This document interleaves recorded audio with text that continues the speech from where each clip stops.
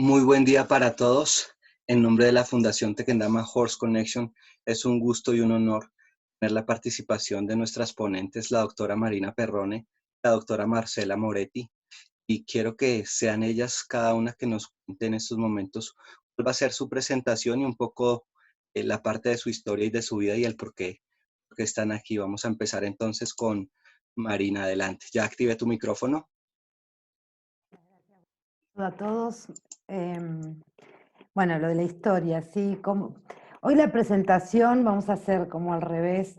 Hoy la presentación va a ser el protocolo de intervención en urgencia para personal sanitario, médico y no médico, ¿sí?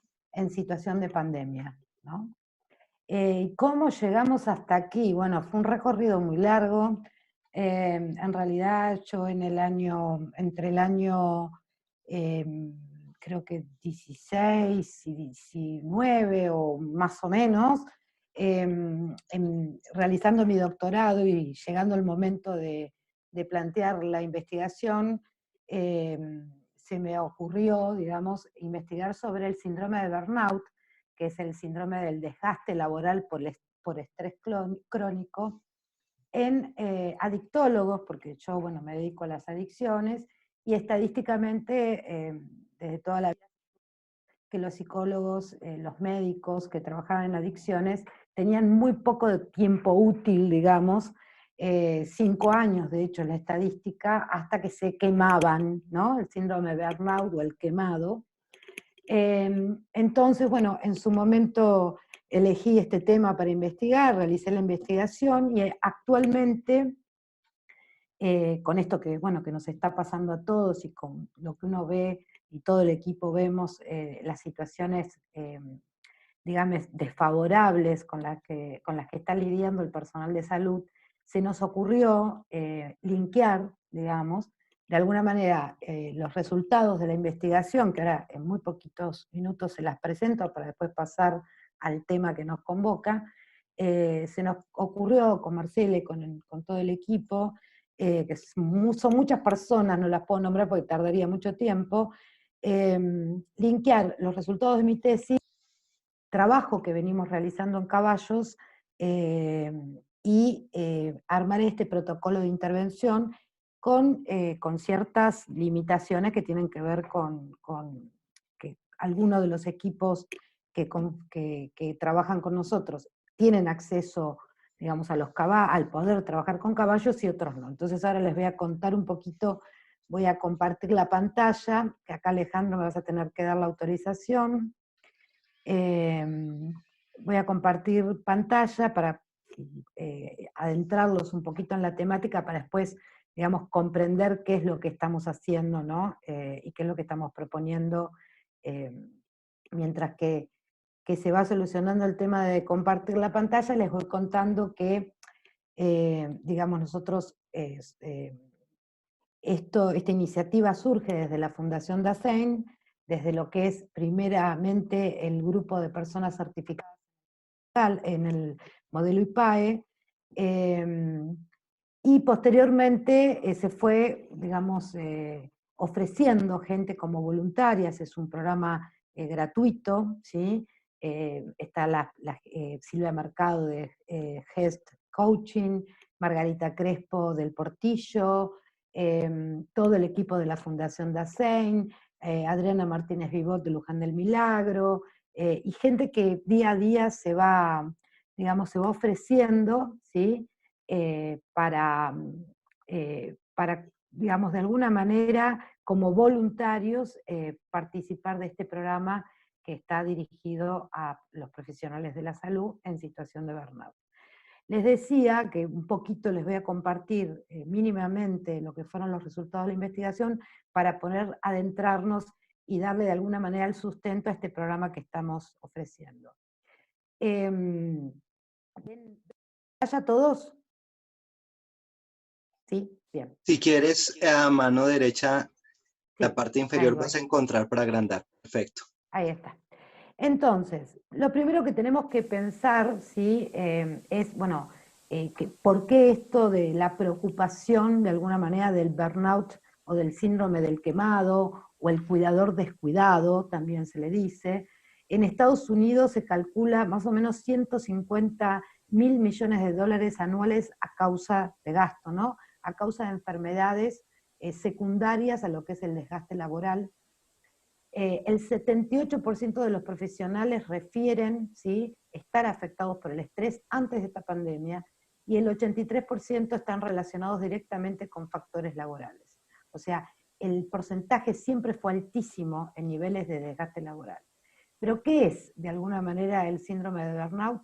Es un fracaso adaptativo de situaciones de estrés reiteradas, ¿sí? Tiene como una doble etiología. Por un lado, el constante trato con pacientes, ¿sí? Y el fracaso en el reconocimiento del profesional, ¿sí?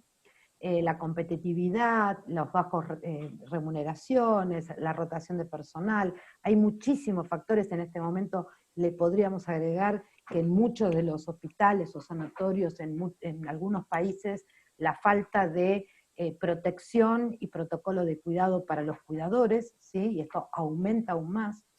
En este momento también podemos agregar todo lo que tiene que ver con la angustia expectante de lo que está por venir, de la catástrofe que está por venir, y de la sensación de que no van a poder dar abasto. Y acá en la Argentina, por lo menos, los escraches que están sintiendo los profesionales de la salud, que en departamentos, condominios, se los escracha por miedo al contagio. Entonces, esto va aumentando mucho más lo que yo ya hace unos años, digamos, con investigaciones de otras personas, de otros profesionales, como antecedentes, ya sabíamos que los profesionales de la salud tenían altos índices de desgaste laboral, pero si a eso le sumamos lo que estamos viviendo en este momento, estos porcentajes, por supuesto, son mucho más altos y mucho más preocupantes. Entonces, ¿qué le pasa a una persona que está, cuándo se diagnostica que una persona está quemado o con burnout?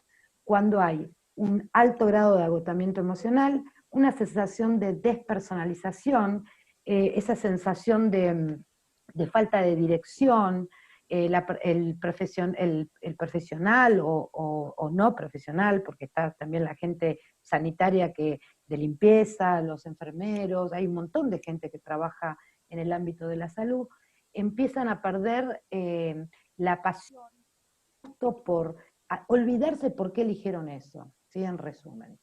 Y una falta, por supuesto, de sensación de realización personal, ¿sí?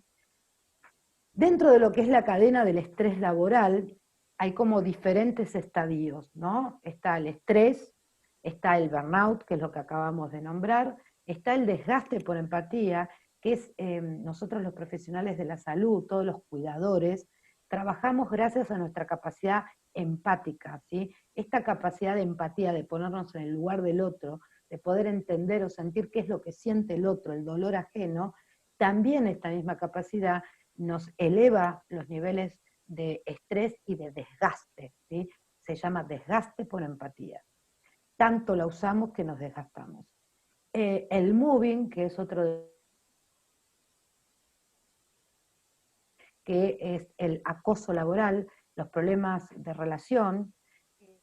Esto en la medida que va aumentando y se va cronificando, pasamos a un estado de fatiga laboral y por último un síndrome de fatiga crónica, donde ya está involucrado no solamente variables emocionales, sino también ya hay síntomas físicos, orgánicos concretamente, y problemas autoinmunes, por ejemplo.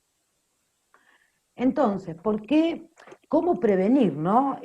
Bueno, ahí es donde en su momento yo propuse la espiritualidad, que es un concepto bastante controvertido en el ámbito de la salud, de la psicología, por años recluido, digamos, a lo que es la filosofía, a lo que es la religión, pero encontré que había algunas investigaciones previas que me permitieron proponer este concepto, esta variable como un factor de prevención, entre ellos Proyecto Hombre, que es una institución de rehabilitación de las adicciones, donde también hay un enorme porcentaje de desgaste laboral. Aquellas personas que eran voluntarios, ¿sí?, tenían muchos menos índices de burnout que aquellos profesionales remunerados.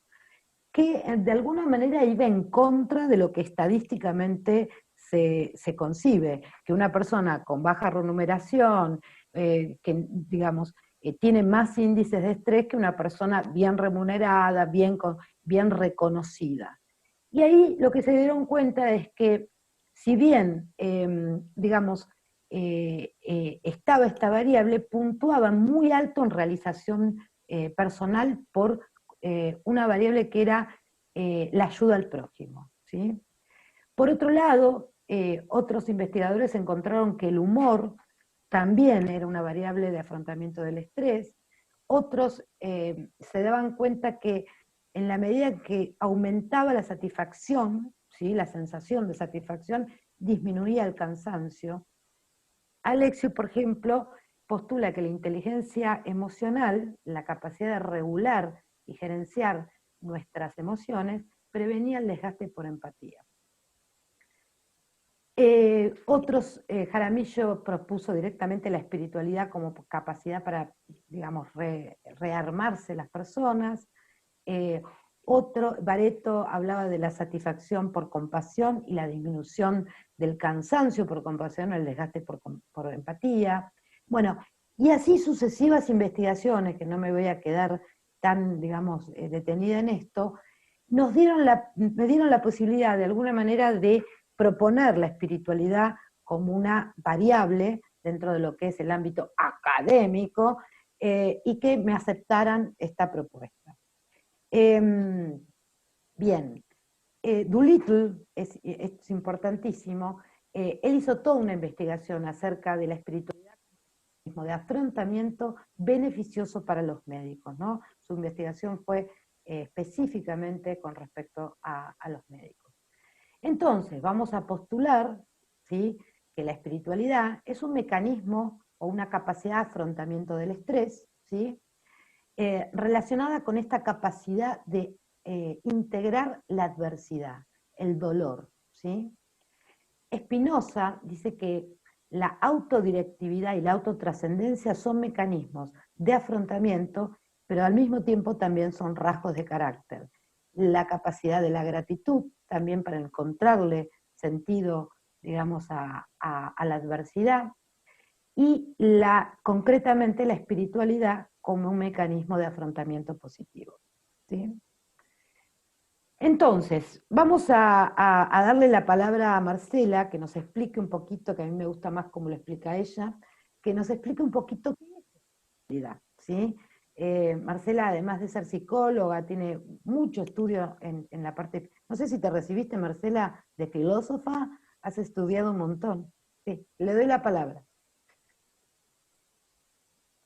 Ahí está. Sí, soy profesora de filosofía. Era muy jovencita cuando estudié filosofía, entonces lo que pasa es que la psicología tiene que tener una base filosófica básicamente porque nosotros ejercemos la psicología desde lo que es el hombre. Hay escuelas de psicología que tienen una idea respecto de lo que es el hombre y de ahí se paran y allí es el abordaje. Por ejemplo, bueno, Freud, a quien yo admiro muchísimo, es materialista, de manera su abordaje de lo que es el hombre o su psiquismo no incluye la espiritualidad. Y hay abordajes espiritualistas, digamos, y acá tenemos a Viktor Frankl, que hizo, tomó toda la base psicológica o la descripción del psiquismo humano de Freud, pero le agregó una estructura más que tiene que ver con una idea, si se quiere, aristotélica de lo que es la persona humana. O sea, Aristóteles en este momento, por lo menos en las universidades o las facultades que dependen de la Universidad de Buenos Aires en Argentina, no está muy bien visto, pero yo creo que resumió de alguna manera todos los temas de los que estamos hablando ahora, con su teoría ilemórfica, ¿no? Esto de cómo se compone la realidad a partir de la materia y la forma. Y no es ni una cosa ni la otra, es la amalgama de las dos. Entonces, si nos ponemos a pensar, todo lo que se trabaja alrededor de la realidad o del ontológico, del ser, se resumen estas dos cosas en un equilibrio. En mi caso, mi posición es en un equilibrio casi perfecto. El materialismo marxista dirá, no, todo lo espiritual es epifenómeno de la materia, y el espiritualismo dirá, la materia no existe, se puede torturarla porque todo lo que sirve del humano es su capacidad abstracta, digamos, o de abstracción. Yo digo, ¿qué es la espiritualidad en definitiva? Porque, como decía Marina al principio, dice Marina, bueno, yo necesité un fundamento para poder presentar en la Facultad de Psicología la idea de espiritualidad como resolución humana al síndrome de burnout. Y entonces, nosotros cuando hablamos de espiritualidad, en general lo que pensamos es en la religiosidad. O en un hombre santo, o en un eremita, un ermitaño, una persona que medita, y en realidad no tiene, sí, en todos ellos hay espiritualidad. La espiritualidad no es solamente para este tipo de actividades o personas. La espiritualidad, nosotros entendemos, por lo menos desde mi perspectiva, el humano es una unión indivisa entre, decía antes, materia y forma. Esto es, entre lo corpóreo, para ubicarlo en el humano o antropológicamente, lo psicológico y lo espiritual. Lo espiritual no es un epifenómeno del humano, no es una actividad que el humano desarrolle, sino que es lo que hace que el sujeto sea una persona. Nosotros podemos hablar de individuos o podemos hablar de personas. La diferencia, y acá estamos muy acostumbrados los que estamos trabajando con animales, que se hable de individuo, es decir, una organización dinámica psicofísica indivisible. Esto quiere decir individuo. El ser humano, el Homo sapiens sapiens, es una persona. Ahora estamos hablando de los animales como personas, pero entendiendo el animal como persona no con el aspecto espiritual. Es decir, ¿qué nos diferencia al humano del animal? No el psiquismo. Antes se creía que sí, que la diferencia es que el hombre pensaba y el animal no, y ahora sabemos que el animal siente y piensa limitadamente. Lo único que no puede hacer el humano es autotrascenderse. Es decir, el hombre es persona porque anida en él la capacidad de autotrascendencia. ¿Qué quiere decir la autotrascendencia? Es salirse de sí, pensar más allá de sí, y ser en el otro, por el otro, con el otro. Esto dice Mandrioni, el hombre es el único ser que para llegar a ser necesita la mediación del otro. Nosotros, si no tenemos un otro, ya decía en la primera clase, hablaba del objeto transicional y de la importancia de la madre. Si no hay un otro que nos media, el sujeto no se despliega, no se personaliza. Queda como un germen de persona, pero no se personaliza. ¿Qué hace que el humano sea tan especial? Esto, la capacidad de autotrascendencia, generar proyecto, de recrear. Nosotros tendríamos que decir la capacidad recreativa, porque el único que crea, dicen los religiosos, crear es ex nihilo, es decir, de la nada, dicen los latinos, ¿no? La filosofía, los pensadores latinos dicen, la creación es ex nihilo, sin que nada haya previo. Nosotros recreamos, nos basamos en lo que hay y lo combinamos y hacemos una realidad diferente. Por eso transformamos lo natural en cultural, pero no de la nada, tiene que haber algo. Esta es la capacidad, el prodigio humano es esto, que de lo que hay, el sujeto puede autotrascendiéndose, es decir, saliendo de sí, generar un proyectum, es decir, estar impulsado hacia el afuera de sí mismo. El animal, decíamos, vive día a día, aquí ahora. Esto también nos sirve a nosotros, pero el humano está constantemente yendo y viniendo, entre el aquí y el ahora y lo que lo impulsa hacia el futuro. Esta capacidad, decíamos, que lo impulsa hacia el futuro, es la espiritualidad. El espíritu como entidad constitutiva de la persona humana es lo que nos hace humanos, sujetos humanos. Vieron que decimos, el animal es sujeto, pero es un sujeto no humano. ¿Qué nos hace sujeto humano? Esta capacidad de autotrascendencia, de proyección, de proiectum, estar impulsados hacia el futuro. Esto es maravilloso, es de una potencia increíble, pero también en estos momentos, y en momentos de crisis, es tremendamente problemático. ¿Por qué? Y acá es donde entra Viktor Frankl. Viktor Frankl, saben que es, no sé si lo conocen, pero es un médico, neurólogo, psiquiatra, estuvo en campos de concentración, es muy conocido por una de sus tantas obras, El hombre en busca de sentido. Viktor Frankl, existencialista, con el criterio de el sujeto es un Dasein, es decir, un ser arrojado al mundo, y en ese ser arrojado al mundo está su potencia de despliegue. Viktor Frankl descubre que el psiquismo se enferma, el cuerpo se enferma, pero el espíritu también se enferma. Él bautiza la enfermedad espiritual como neurosis noógena, no entendido como espíritu, es decir, la enfermedad del espíritu, que es una neurosis no patológica, podemos decir, no entendida como las neurosis comunes o las neurosis de transferencia, donde el espíritu se enferma ¿cómo? En lugar de generar este proiectum, salirse de sí y proyectarse al futuro, se encierra en sí mismo. Marina hablaba de la angustia expectante o de expectación.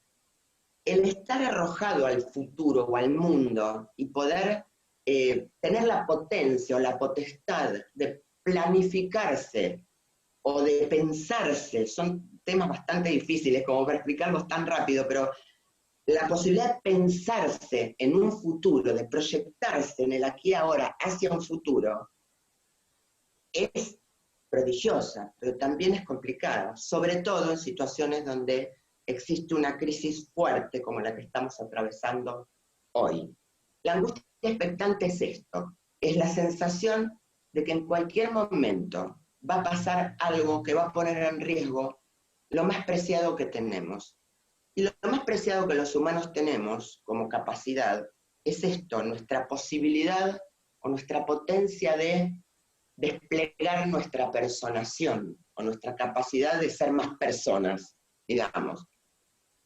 Esto que nos está pasando atañe y ataca e inhiere en lo más profundo del humano, que es esta capacidad de proyectarse en el futuro, porque justamente el futuro empieza a no tener sentido. El hombre es un sujeto que buscador de sentido. El psiquismo humano o el espíritu humano, para hacer diferencia entre ánima y espíritu, que si quieren después lo podemos profundizar un poquitito más, lo característico del espíritu humano es la búsqueda de sentido. Es decir, el humano no se tranquiliza si no encuentra un sentido a su vida. Esta situación que atraviesa el universo, todo, en este momento, justo ahora, nos pone justamente, nos decía yo, inhiere en la esencia más profunda del humano, que es esta capacidad de jugar con un devenir donde se realiza un proyecto de vida, donde su vida empieza a cobrar sentido. Lo más aniquilante que tiene el espíritu humano en este momento es la amenaza de quedarnos sin la posibilidad de valorar o de desplegar nuestra escala de valores.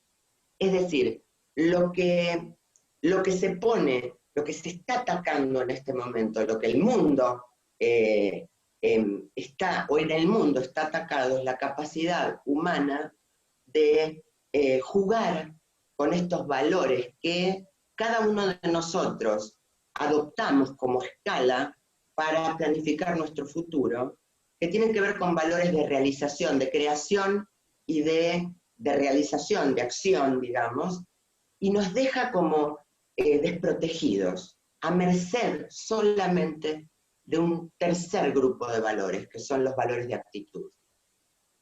Esto también es una diferencia profunda entre el animal y el humano. El animal hace cosas, el animal sabe, dice Mandrioni, lo único es que no sabe que sabe. El humano sabe y sabe que sabe.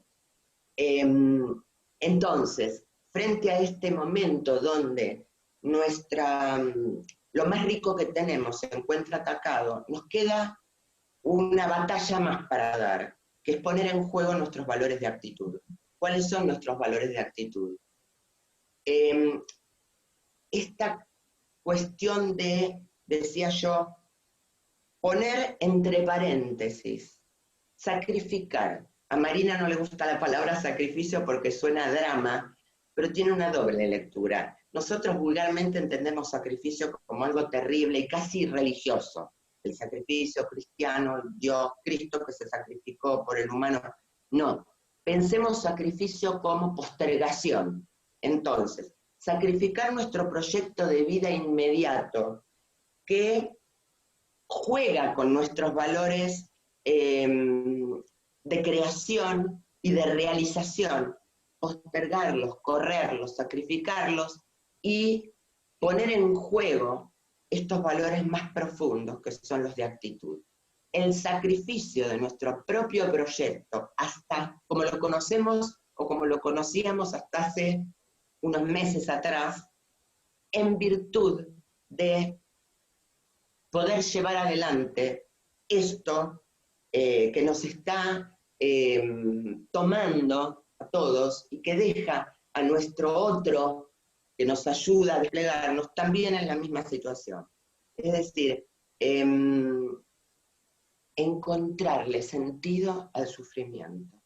Porque en realidad lo que estamos atravesando la humanidad toda en este momento es un profundo sufrimiento. Decía Buda, el dolor es inevitable, el sufrimiento es una elección.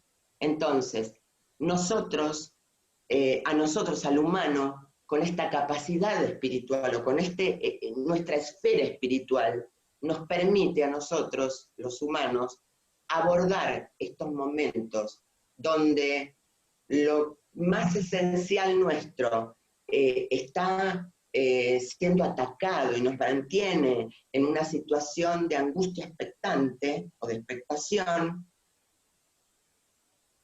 acudir a esta herramienta que en general no usamos o no tenemos a nuestro alcance o creemos que no tenemos, que es poder tornar el sufrimiento en algo positivo. Digo, el espíritu humano es lo que le da sentido a lo que psicológicamente hoy, o lo que los psicólogos recogen hoy como resiliencia. La resiliencia tiene su patita, digamos, o su cimiento en el espíritu humano. Si el humano no fuera un sujeto esencialmente constituido por ánima, cuerpo, soma, sema y espíritu, no, quedaríamos, sí, en esto de, bueno, a ver, ¿qué podemos hacer para que el abordaje de la situación sea un poco menos doloroso? Pero nosotros ahora sabemos que en nuestra esencia tenemos valores que nos permiten resignificar la experiencia angustiante a la que estamos sometidos y darle un signo positivo, generando o creando una manera de entenderla diferente que también nos ayude a construir. ponemos entre paréntesis nuestro proyecto personal y nos abocamos a trabajar en un proyecto personal inmediato, más concreto, donde lo que se pone en tela de juicio, lo que se pone a jugar ahora es la actitud con la que tomo este sufrimiento o este dolor al que estamos de alguna manera condenados por este virus que nos está atravesando. Quiero decir con esto que siempre al humano le queda una respuesta más. Cuando todo a lo que comúnmente nosotros recurrimos para salir adelante o llevar adelante nuestro proyecto o nuestro futuro está amenazado, nos queda un elemento más que nuestra espiritualidad nos permite, que es esto de transformar, sacrificarnos, transformar nuestra inmediata lectura de nuestro futuro a través del sacrificio en encontrarle un sentido a este sufrimiento, un sentido positivo a este sufrimiento. Marina, ¿querés seguir vos? Agrego una cosita más. Viktor Frankl tiene un repertorio de elementos o intervenciones como para estimular en los sujetos que no estamos acostumbrados a jugar con los valores de actitud, para ponerlos a jugar en momentos críticos. Uno, decía Marina ya, y me gustaría reforzarlo, es el humor. ¿No? Sí. El humor en las últimas investigaciones, el humor, la gratitud, bueno, todo lo que acabas de explicar, la búsqueda de sentido.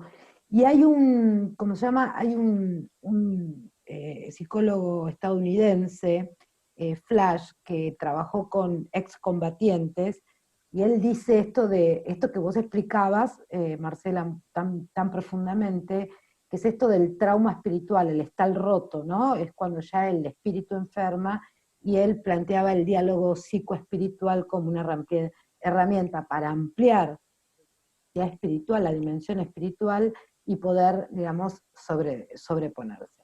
Vamos a avanzar un poquito, así quedan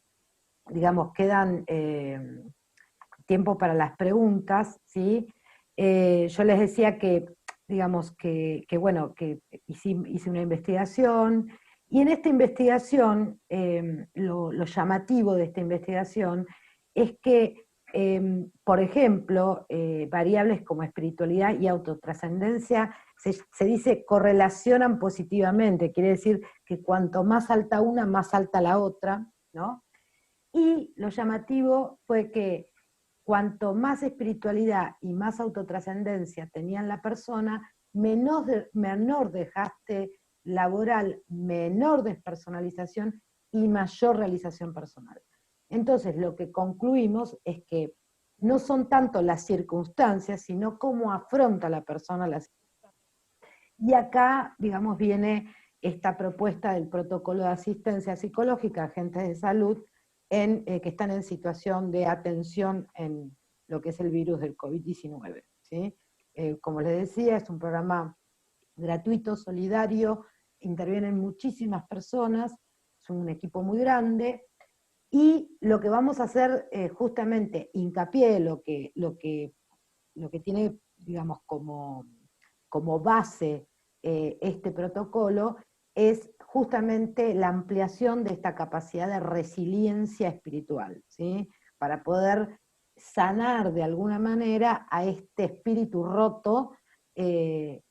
Digamos, creemos que luego de todo esto va a haber, digamos, un índice de estrés postraumático muy, muy grande, ¿no es cierto? Donde lo que vamos a apostar, digamos, en este protocolo, es que la persona recupere su equilibrio, recupere esta posibilidad de mirar para adelante, recupere el sentido, reinterprete positivamente lo que le sucedió durante todo este tiempo, ¿sí?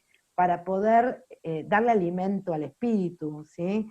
Que, como bien dice Marcela, quedó postergado en pos de la supervivencia. física, orgánica, ¿sí? Entonces, como les decía, estamos trabajando varios equipos, ¿sí? El Portillo, Margarita Crespo, Luján del Milagro con Adriana Martínez Vivot, Hesketchon con coaching con Silvia Mercado, que ha estado en algunas de las masterclass. Y lo que se propone, digamos, dentro de lo que es el protocolo, es un primer contacto, ¿sí? En donde el profesional médico o no médico, ¿sí? Personal sanitario, un primer contacto por mail con la fundación, con el departamento de prevención de la fundación, con su directora Belén Pereiro, donde Belén lo primero que hace es, les va a solicitar información personal, información acerca del área del trabajo donde están, digamos, desarrollándose, ¿sí? Decimos, es para profesionales, para sanitarios que estén trabajando con COVID, ¿sí? Ese es el programa voluntario gratuito. Y a la persona, una vez que ingrese, va a tener dos opciones, ¿sí? Una opción va a ser entrar en la plataforma y realizar toda una serie de, digamos, de intervenciones que están dirigidas al autochequeo emocional, que están dirigidas a la regulación de sus niveles de estrés, dirigidas a ampliar mecanismos positivos del estrés. Esto que decíamos, no son las circunstancias, sino cómo la persona afronta o interpreta esas circunstancias. Vamos a trabajar sobre eso, vamos a trabajar en intervenciones que tienen que ver con mindfulness o meditación o relajación, como le querramos llamar. Muchos de esos videos que van a entrenar la capacidad de la persona para, digamos, adquirir esta capacidad de, digamos, de saber meditar, ¿sí? Muchos de esos videos, hay caballos que, digamos, filmaciones de caballos con una voz en off que va dirigiendo la relajación. Van a tener la posibilidad, digamos, de pedir una derivación a un profesional, donde se va a hacer no psicoterapia, sino que se va a hacer acompañamiento, va a haber un facilitador, que puede ser psicólogo, puede ser coach, donde va a acompañar a esta persona a pasar por este protocolo, apoyando las herramientas que están en plataforma, acompañando y apoyando con un espacio de acompañamiento de una vez por semana.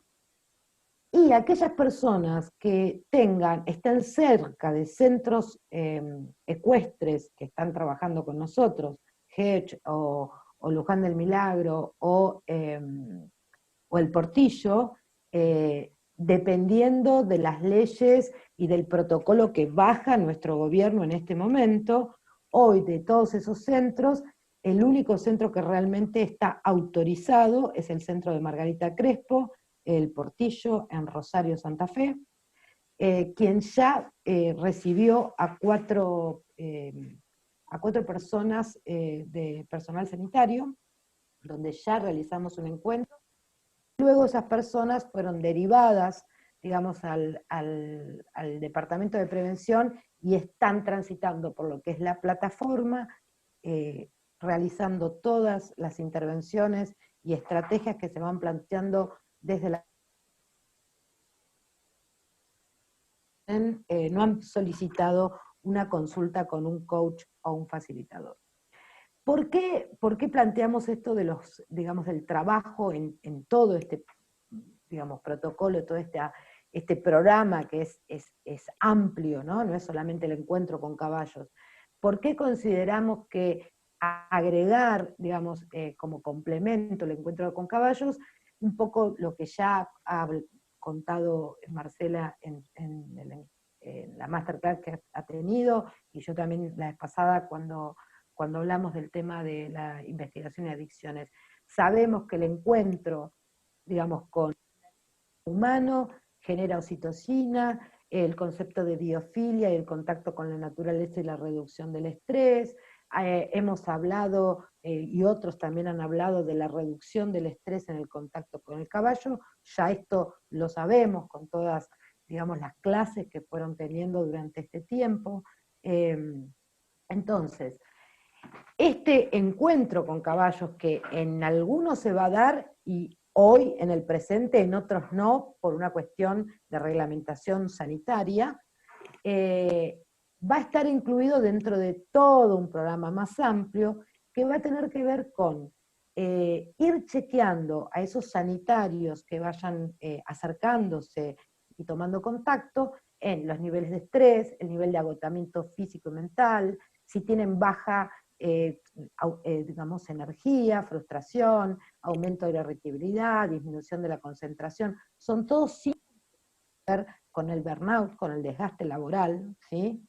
Y a partir de eso, si realmente vemos que la persona está, digamos, en una situación en la que haya que hacer prevención o está en una situación en la que ya haya que hacer un tratamiento, ahí se verá si es necesario, además de participar de todo este programa de prevención, si algunos sanitarios haya que además hacer una derivación con, digamos, personal médico, ¿sí? con psiquiatría, digamos. Hasta ahora no ha sucedido, hasta ahora venimos con las personas que se han ido acercando, venimos trabajando con estas intervenciones, pero siempre teniendo en cuenta que si, como decíamos, hay una cadena en el estrés laboral, y entre la fatiga y la fatiga crónica, ya estamos hablando de personas que pueden tener involucrado su salud física, desde una tortura e insomnio hasta un problema, digamos, de autoinmune, ¿no? Entonces, digamos, siempre el trabajo interdisciplinario, siempre la mirada multicausal, siempre la mirada multidimensional. Entonces, ¿qué se va a trabajar en este protocolo? ¿Cuáles van a ser, digamos, los objetivos? El autorregistro de las emociones, la gerencia emocional, ¿sí? El vaciamiento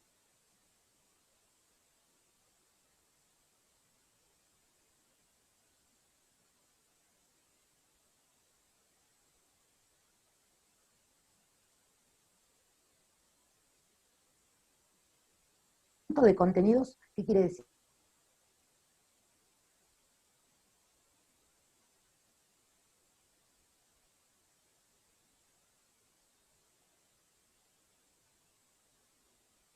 De esto que puedan tener actividades, algunas de las que nosotros vamos a proponer desde este programa, pero algunas más en su vida cotidiana, que estén libres de estrés, que estén libres de preocupación, de exigencias, que sus vínculos familiares no estén contaminados con lo que se está viviendo, digamos, en estos espacios de estrés laboral, ¿sí? Que puedan incentivar el trabajo en equipo, ¿sí? El trabajo en equipo nos garantiza apoyo social y disminución de los niveles de estrés, porque no llevamos todo arriba nuestro, está repartido, ¿sí? Esta es una de las cosas que yo estoy escuchando, que dentro del personal sanitario lo que estoy viendo es que no están trabajando en equipo. Se está dando como una competitividad interna donde tu protocolo es mejor que el mío, el tuyo es peor que el mío, ¿no? Y ahí se complica. El desarrollo de la capacidad, el desarrollo del espíritu, ¿sí? Dentro de lo que es para mí el concepto de unidad sagrada, ¿sí? Que es largo, no vamos a tener tanto tiempo, ampliar la capacidad de aceptación y de autoestima, ¿sí? El poder aceptarse a sí mismo, ¿sí? El poder aceptar que estoy roto y seguir adelante, ¿sí? Para poder no quedar, como decía Marcela recién, el espíritu tiene la posibilidad de trascender, pero también tiene la posibilidad de alienarse, ¿no? De encerrarse y empobrecerse. Entonces, acepto que estoy alienado en este momento y me comprometo a continuar para poder sanar, digamos, mi psiquis, mi cuerpo y mi espíritu. Y trabajamos muchísimo en lo que es la ampliación de los mecanismos de afrontamiento. O sea, primero desde el punto de vista psicoeducativo, enseñarle al personal sanitario qué es un mecanismo de afrontamiento, cuáles son asertivos y cuáles son no asertivos, y poder ampliar aquellos que nos van a guiar hacia la resiliencia espiritual, el encontrarle sentido a este dolor, ¿sí? E incorporarlo a nuestra narrativa personal, existencial, y así poder avanzar. Bien, abrimos a preguntas, Alejandro, así hay seguramente que es como, sí, justo 45, es una cosa increíble, hay un clock interno. Qué bien. Bueno, realmente primero quiero darles las gracias por la ponencia, por la masterclass. Realmente creo que hay muchas, pero muchas inquietudes, y dentro de ellas las que ya me han manifestado acá vía interna y al celular es dónde se encuentran ustedes, cuál es el lugar donde se pueden contactar, al igual que los cursos y las cosas que están dictando. Entonces, para que nos cuenten un poco sobre esa parte. Igual a las personas que deseen les voy a entregar material de la anterior clase, más el que está preparado para esta, así como los contactos de ustedes para que se contacten de forma directa, ¿vale? Por supuesto. Bueno, de por sí lo que digo es que estamos en la Argentina, Buenos Aires, que eso es importante. Somos argentinas, estamos en Buenos Aires, Capital Federal, y parte del equipo está en Córdoba, Rosario. Después los datos y todo eso lo podemos compartir, digamos, rápidamente. No sé si hay alguna pregunta que quieran hacer, alguna que ya esté escrita. A ver. Ok, si alguien desea activar su micrófono y interactuar, este es el momento.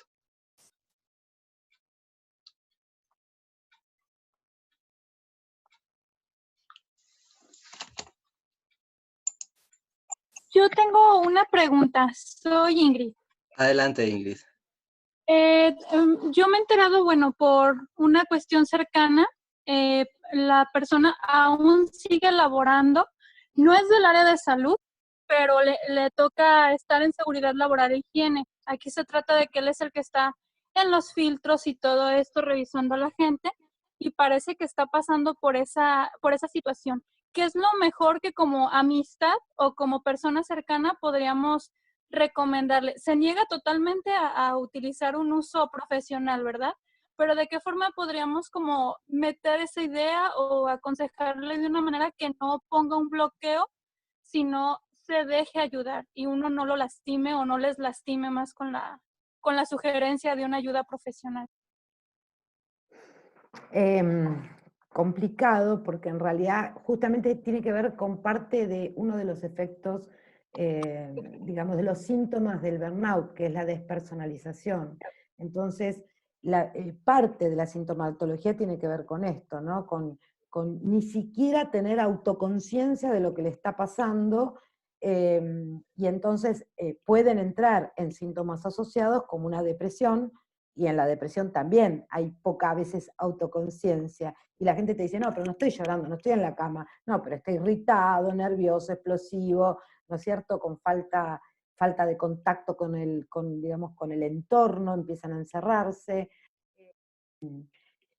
Mirá, es difícil, digamos, a la distancia, cuando una persona no quiere, es difícil, ¿no? Yo creo que a veces es estar ahí para cuando la persona toque fondo y ayudar.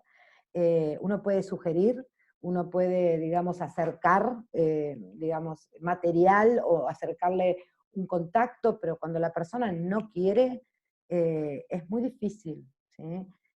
Uno puede darle un feedback desde afuera y decir, te veo de esta manera, me preocupás, pero, digamos, es difícil decirte un poco, digamos, es justamente la mayor complicación, cuando el protagonista no quiere. No sé, Marcela, si a vos se te ocurre algo más inteligente que a mí. No.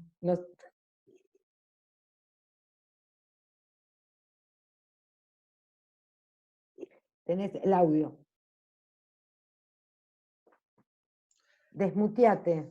Activa el audio. Exacto. Ahí estoy. Bueno, no, más inteligente no tiene que ver con eso. Me parece esto. Yo le decía, pensaba en la persona que hace la pregunta, que en realidad sí podés sugerir que vaya a un terapeuta. Él lo va a poder procesar, como dice Marina, en el momento que él explote o esté previo a la explosión, ya va a tener a qué recurrir, porque eso que vos le dijiste quedó en algún lado.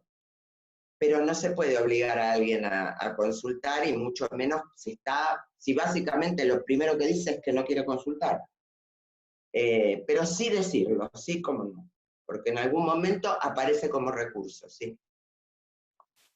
Hay una de las cosas que nosotros al principio, ¿no, Marce? Cuando lanzamos esto, dijimos, uy, Dios, ¿daremos abasto?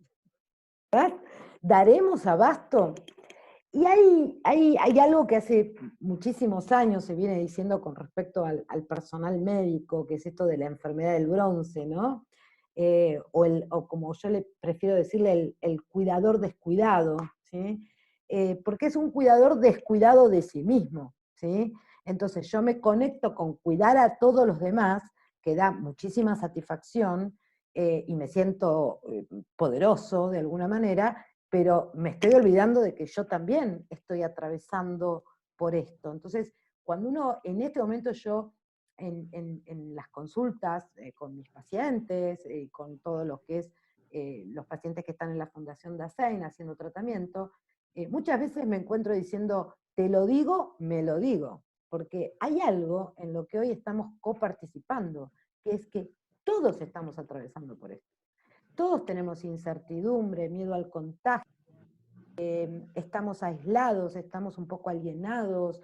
Yo no sé hace cuánto que no salgo de mi casa, salgo nada más que a hacer una compra y si tengo tiempo, porque uno está haciendo millones de tareas y cuidando a los niños y haciendo de comer y esto y Entonces digo, en general, los cuidadores, ¿sí? Nos cuesta mucho darnos cuenta de que necesitamos ser cuidados, ¿sí?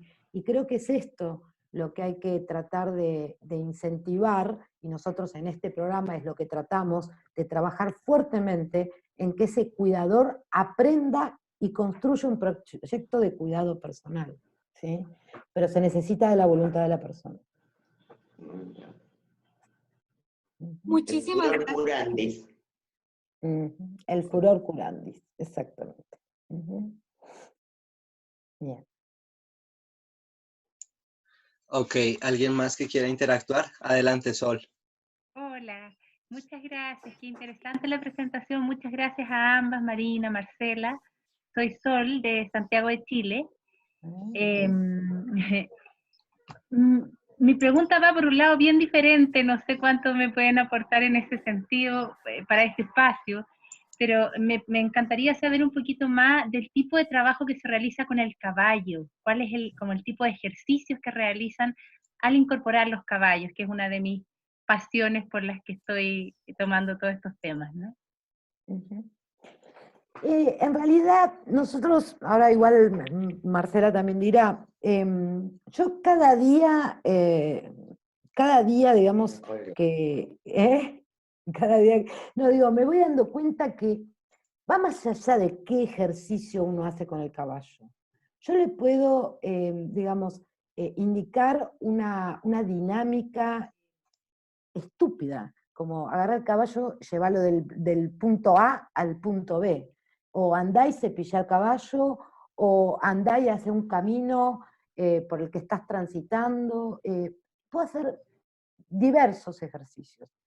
Me parece que ya, yo por lo menos en estos años, cada vez vamos sacando más el foco en cuál es la mejor dinámica o el mejor juego en pista, y yo voy enfocando más en lo que son los beneficios de la relación con el caballo, ¿sí? Y también voy confiando más, nosotros a los caballos los consideramos nuestros coterapeutas, ¿sí? Yo cada día que pasa voy confiando más en mi coterapeuta caballo, en donde sé que va a ser el trabajo, no importa cuál es el ejercicio, ¿sí? Ejercicios hay millones, uno puede inventar millones de ejercicios, ¿sí? Pero me parece que la vedette no está ahí, en el tipo de ejercicio, sino Nosotros brindamos un espacio, que es la pista, como se le llame, el potrero, lo que sea, digamos, ofrecemos la posibilidad de vincularse con los caballos, estamos ahí para hacer preguntas, para señalar o para arrancar, digamos, a que suceda algo con un ejercicio X, cada día, por eso digo, para mí es menos importante cuál es el ejercicio, y después va sucediendo. Hay que confiar, ¿sí? Y lo que sí nosotros tenemos ciertas cuestiones del encuadre, que es un especialista en conducta humana, un especialista en caballos, y por sobre todo, hoy teníamos una reunión a la mañana en el equipo, y yo digo, desde el modelo IPAE tenemos prohibido prohibir. Pero, digamos, hay algo que nosotros no hacemos porque no creemos en eso, interpretar. Nosotros no interpretamos. Nosotros nunca le vamos a decir a un paciente, participante o cliente, a vos te pasa esto porque el caballo giró para la izquierda. El caballo no es, digamos, lo que nos va a proporcionar la excusa para interpretar. No.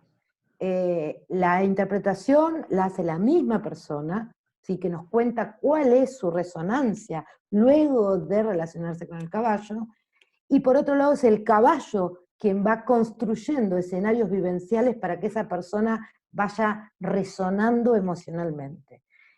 Y nosotros decimos, el caballo te detiene la mente en el aquí y ahora. Es un facilitador natural para entrar en un estado meditativo.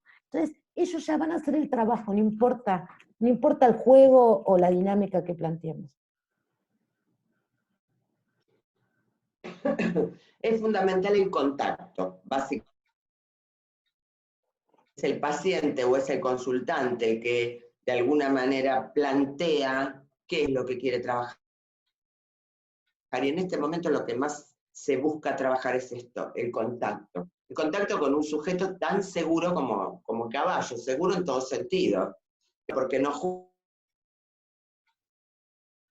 juzga todo lo que ya sabemos, porque no contagia en este momento, ¿no? No es transmisor.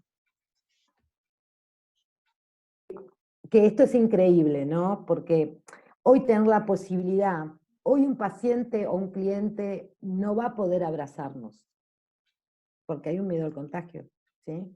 Pero sí puede abrazar al caballo, sí puede quedar llorando abrazado al caballo, ¿sí? Y esto es magnífico, ¿sí? Hoy a un caballo, a un perro, a un hijo, a un gato, ¿sí? Hoy los animales son privilegiados en este momento, ¿sí? Yo realmente me alegro, pero absolutamente, y creo que nos invita a pensar también a los humanos, ¿no? Opa, esto nada más que es para nosotros. Yo con esa parte de esta pandemia estoy fascinada.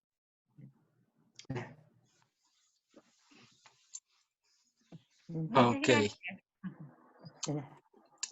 ¿Alguien más que quiera activar su micrófono para interactuar, preguntar? Yo estoy... Adelante. Está muy inestable mi internet.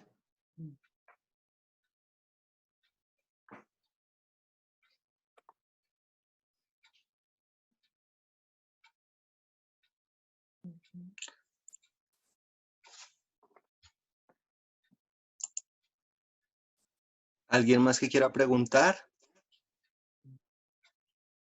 Por ahí preguntar o compartir, ¿no? Porque es una temática... Correcto. Es una temática, digamos, tan controvertida, porque es así, ¿no? Hablar de espiritualidad en salud y estrés, o sea, por ahí, digamos, no necesariamente tiene que ser una pregunta.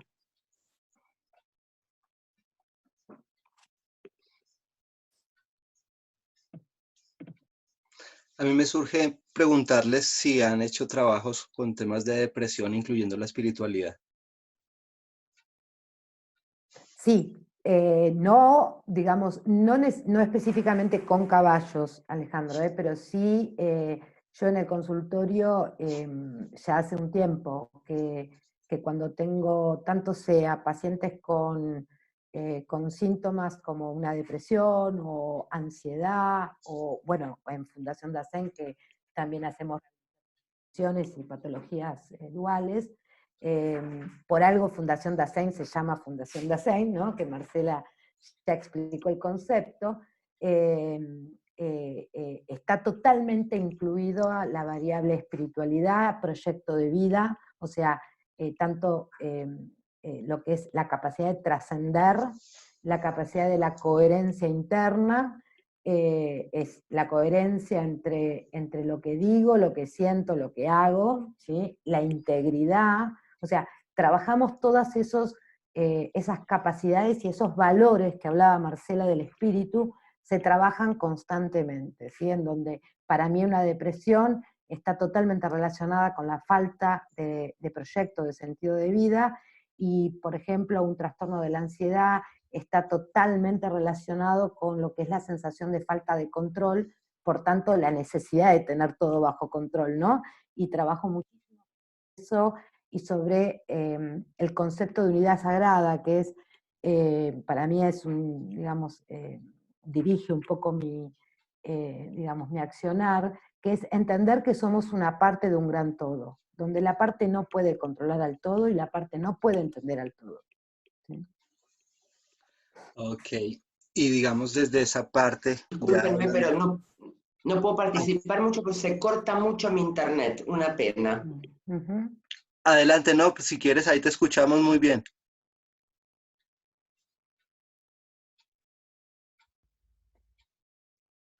Marcela, ¿nos escuchas? Ah, recién ahora. Sí, dale, adelante.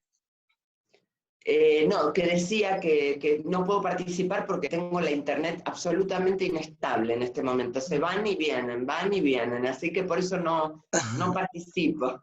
Está bien, está bien, está bien. ¿Vos qué Disculpas. decías, Sandro? ¿Qué decías recién? Sí, no, también complementando un poco lo que vienes manifestando con otra pregunta, es que evidentemente en esa parte del grupo de salud se presentan múltiples cosas y uno de los factores también iniciales es que no quieren acudir a, sin embargo hay otros que sí son muy profesionales y ya lo tienen tanto en la parte de psiquiatría, psicología o otro tipo de terapias alternativas para los procesos, es lo que me he encontrado en este mundo. Sí, sí, sí.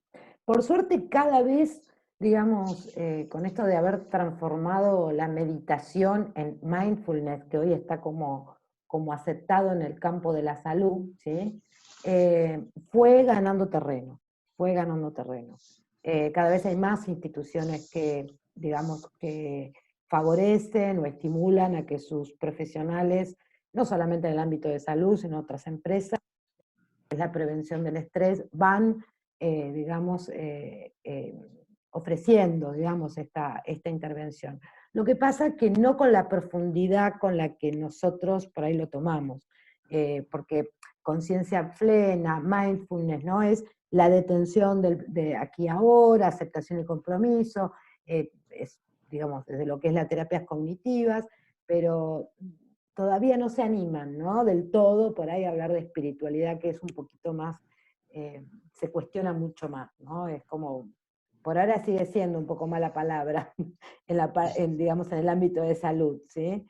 Yo me acuerdo cuando lo propuse como tesis de doctorado, y lo primero que me dijo mi tutor es, ¿vos estás segura, Marina? Mirá que te van a cortar la cabeza, ¿sí? O sea, pero bueno, se pudo, se logró. ¿Sí? Hay que animarse. Curiosamente está sucediendo que dentro de las masterclass han habido temáticas que inicialmente se creían que iban a tener poca participación y poco interés y sorpresivamente hoy en día las personas estamos ciclando mucho en temas que van desde energía, la parte cuántica, el agua, factores que obviamente son muy tradicionales y incluso desde origen chamánico, pero que ya afortunadamente se van retomando y creo que parte del ciclo de lo que está pasando es también retornar a las buenas raíces y a los buenos procesos, ¿no? Sí, sí, sí, sí. Bueno, un poco cuando vos me decías esto de la historia personal, y un poco, digamos, mi intención fue, yo fui criada en una familia donde desde chica homeopatía, flores de Bach, bueno, etcétera, yoga desde los 6, 7 años. Y después, bueno, estudié en la facultad. Un poco creo que esta tesis fue como aunar e integrar estas dos partes, ¿no? Sí. Sí, Ok. intentarlo. ¿Alguien más que quiera participar, hacer algún comentario, preguntas?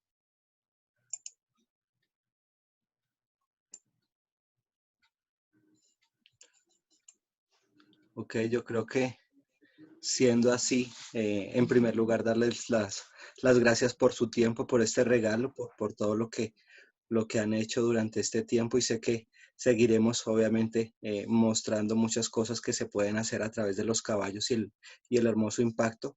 Entonces, pues detenemos la grabación acá, no sin antes invitarlos a esta tarde a las 7, hora Colombia. Desde Chile tendremos otra temática bien interesante, desde Chile, no, desde Bolivia, perdón, con Cristi. Entonces, detenemos acá.